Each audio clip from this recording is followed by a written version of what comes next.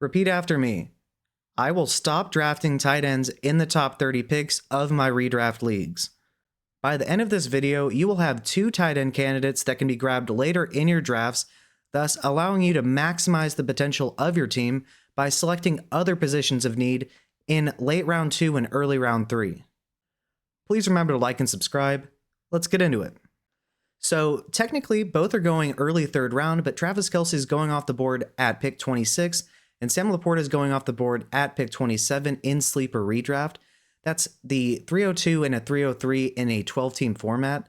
So sometimes they're going in the late 2nd, and sometimes they are getting pushed back into the middle of the 3rd round. Simply, these ADPs make no sense considering the players that you can get later at the tight end position. So Travis Kelce has been the tight end 1 in all but 2 seasons since 2016. That is a stretch of dominance we probably won't ever see again.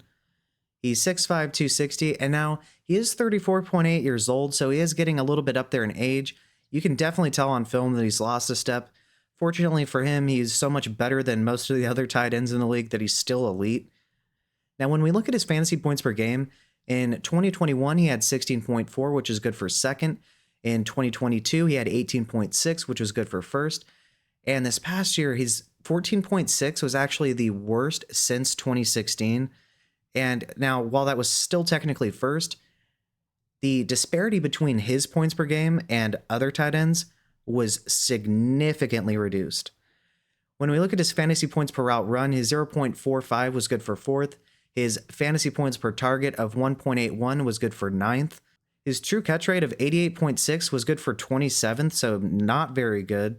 And then when we look at his target share, his 22.7% was good for 3rd, and his target rate of 24.7% was good for 4th. So in terms of his target share, he is not getting the most targets and by a significant margin anymore.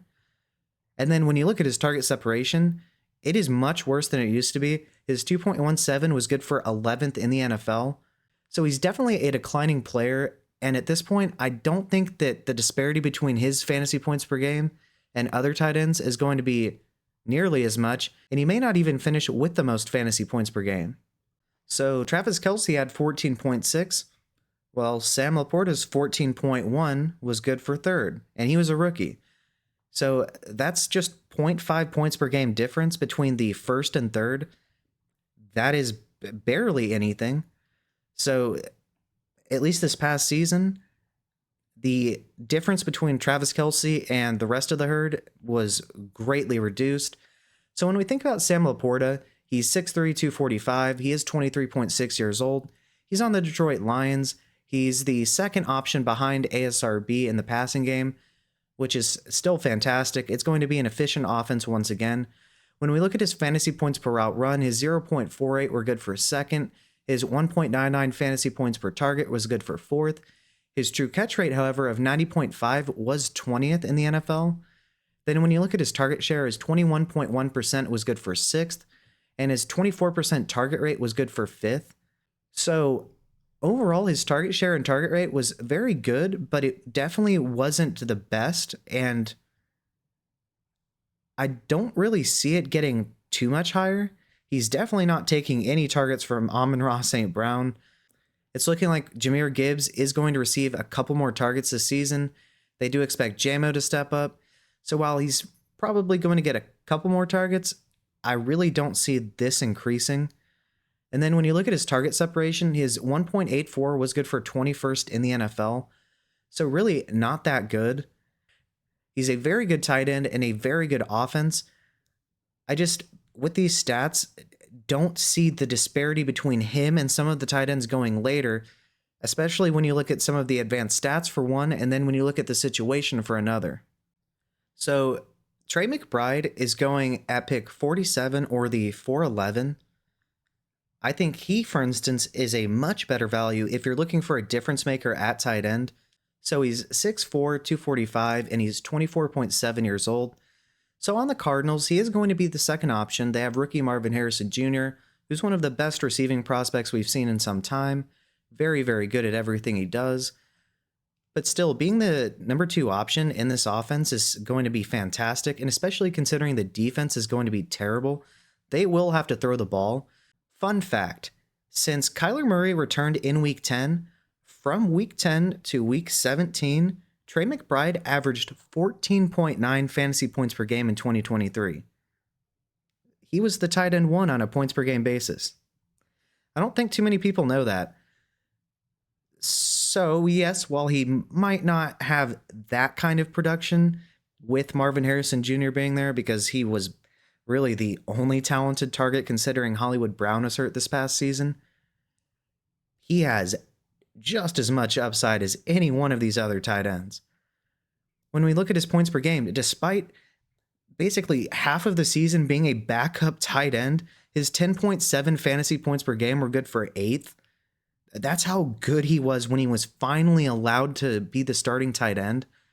When we look at his target rate, his 26.1% was first in the NFL. That is likely to go down just a little bit with MHJ being there, but it's still going to be way, way up there because they're really by far the most two talented options in the passing game. When you look at his fantasy points per route run, his 0.45 was good for 5th in the NFL.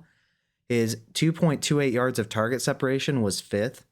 His yards per route run of 2.03 was 2nd in the entire NFL. And then his true catch rate of 94.2% was good for 3rd in the entire NFL. I would much rather have Trey McBride at pick 47 or the 411 than Kelce at pick 26 and LaPorta at pick 27. Now, Trey McBride might not outscore either one of them, but if he's even remotely close to them, I would much rather have him 2 full rounds later and just get another elite asset at another position earlier in my draft. Now, the next tight end that's going off the board at pick 51 or the 503 is Dalton Kincaid of the Buffalo Bills. So he's coming off a tight end 11 finish with 9.4 fantasy points per game, which was good for 14th. The argument for Dalton Kincaid is less about him being necessarily as talented as any of the 3 previous tight ends I've mentioned, and more so about the fact that he is a very good tight end, and he's in probably the best situation imaginable for any tight end. So looking at a couple of stats here, his 91 targets was good for 8th this past season. His target share of 17.7% was good for 14th. And his 20.0 target rate was good for 16th. Now, when we think about that, Stephon Diggs was the main target in this passing offense. Stephon Diggs was traded away. When we think about the options in this offense now, you have a rookie Keon Coleman. I think it would be kind of crazy to expect him to receive by far the most amount of targets in this offense like Stephon Diggs was getting. They have Khalil Shakir. He's a fine receiver, but he's definitely not out-targeting Dalton Kincaid. Then they have Curtis Samuel. Once again, a fine receiver, not going to out-target Dalton Kincaid. James Cook, a good receiving back. Definitely not going to out-target Dalton Kincaid. So between Dalton Kincaid and Keon Coleman, I do believe that Dalton Kincaid is going to be the number 1 option. But then look at his target accuracy. And this is where I'm headed with the argument for Dalton Kincaid over some of these other tight ends at their ADP. His target accuracy rating of 8.4 was good for 1st in the entire NFL. So the targets that he's receiving are better targets. His 2.02 yards of target separation was good for 14th, so middle of the field there. But look at his target quality rating of 5.49. That's good for 4th in the NFL.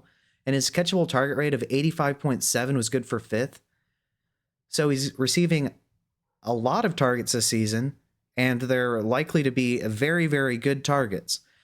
And then when we think about the Bills' defense, Tre'Davious White's gone. Both starting safeties are gone. This defense is going to be atrocious. They are going to have to pass to stay in games. And Dalton Kincaid is going to be the main beneficiary. And then when you look at his true catch rate, his 93.6% was good for 8th in the NFL.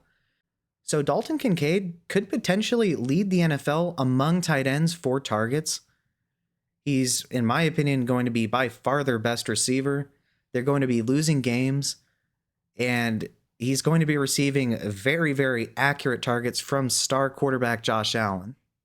So at the beginning of the video, I told you were going to get 2 tight ends going much later in drafts that you can get who offer just as much or potentially more upside than Sam LaPorta and Travis Kelce, who are going at pick 26 and 27 in the early 3rd round. Remember that you can get Trey McBride in the late 4th, and you can get Dalton Kincaid in the early 5th. The disparity between their ADPs makes absolutely no sense. So remember that Trey McBride was the tight end 1 on a fantasy points per game basis from week 10 until week 17 when Kyler Murray came back and he was the starter. His 14.9 points per game was higher than Travis Kelce's 14.6. Now, he does have Marvin Harrison Jr. there, so it's probably going to go down just a little bit, but it's not going to go away, and he's still likely to be right around there with the other 2 that are going a couple rounds before him. And then Dalton Kincaid, Stephon Diggs is no longer there. The defense is going to be atrocious this season, and he is likely to be the number 1 target there and by a good margin. And remember that his targets from Josh Allen were absolutely elite this past season. And that's likely to continue because Josh Allen's really good. So if you're interested, my tight end rankings video is listed above. I go through 1 through 24 and rank them in tiers for the 2024 fantasy season. And if you're a contender in Dynasty, I have a couple aging veterans that can be bought for really cheap. Check out that video as well. Please remember to like and subscribe. It would mean the absolute world to me. Thank you and have a good day.